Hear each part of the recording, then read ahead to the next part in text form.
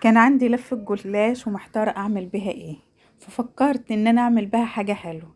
فالطريقة ديت عايزاكم تخشوا وتشوفوا انا عملتها ازاي، وطريقة حلوة جدا جدا هتعجبكم. شايفين حلاوة الجلاش وطعامته وشكله الحلو يفتح النفس ازاي؟ شايفين الطبقات؟ شايفين الجمال؟ شايفين حلاوته؟ يلا بينا نخش ونشوف احنا عملنا ايه. معايا لفة جلاش كانت عندي في الفريزر، طلعتها وقلت اعمل بيها حاجة حلوة النهاردة بيها. معايا كوباية سمنة سيحتها على النار، وحطيت 3 معالق كبار في الصينية ودهنتها حلو زي ما انتوا شايفين كده.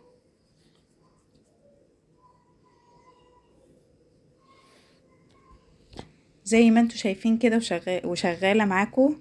حطيت 3 معالق كبار في الصينية ودهنتها كويس قوي، علشان لما احط طبقات الجلاش تاخد لون وتديني ايه، طعم حلو ان هو مستوي.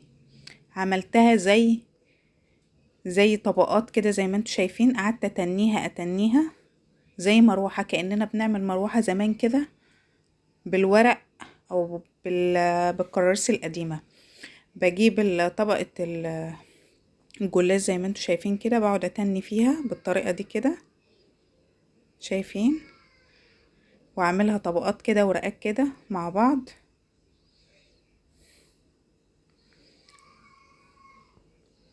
اتني فيها وارص جنب بعضه، وارصها زي ما انتوا شايفين كده. هفضل اعمل كده لغاية اما اعمل الكمية كلها بالطريقة اللي انتوا شايفينها. ولو اول مرة تزوري قناتي، انا اسمي ناهد ودي قناتي، يشرفنا اشتراكك. متنسيش تعملي لي اشتراك وتفعلي زر الجرس عشان يوصلك كل جديد.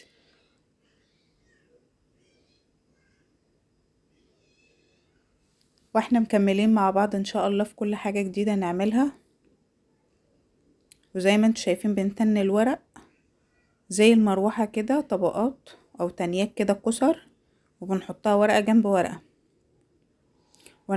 ونحاول ان احنا نعملها بطريقة معينة علشان لما ننزل عليها السمنة تشرب السمنة وتستوي حلو في الفرن، عشان ما تبقاش معجنة.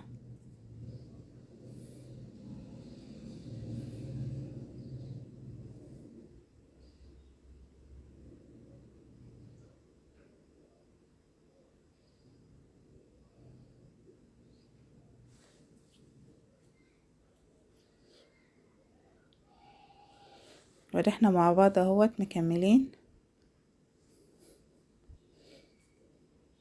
ما ترميش حاجة،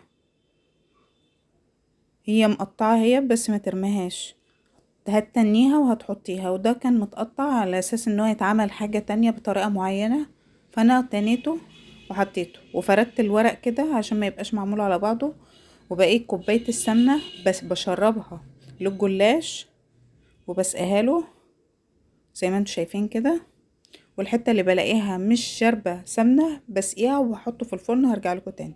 حطيته في الفرن، خد لون صفار خفيف، وهنزل عليه بكوبايه لبن وبيضه ومعلقه فانيليا صغيره ومعلقه كاستر، تدي لون حلو وطعم جميل. هقلبها كويس جدا زي ما انتوا شايفين، وهنزل عليها اسقي الجلاش بتاعي الخلطه اللي انا عملتها زي ما انتوا شايفين كده، واحطها في الفرن تكمل سواها واطلعها اسقيها الشربات زي ما انتوا شايفين كده بالطريقة اللي انتوا شايفينها دي.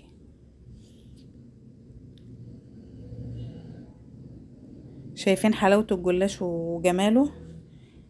هو البتاع الجلاش طالع من الفرن سخن، هنزل عليه بالشربات تقيل ساقع بارد علشان الجلاش يمتصه وما يبقاش ايه معجن، يبقى ايه في قرمشة.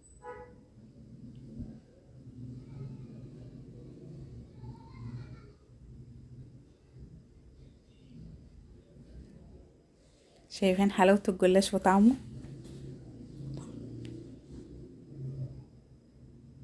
يشهي ما شاء الله عليه. ربنا يحسن ما بين ايديكم وتعملوا الاحسن والاحسن. وما تنسوش تعملوا الاشتراك وتفعلوا زر الجرس عشان يوصلكوا كل جديد. والسلام عليكم ورحمة الله وبركاته.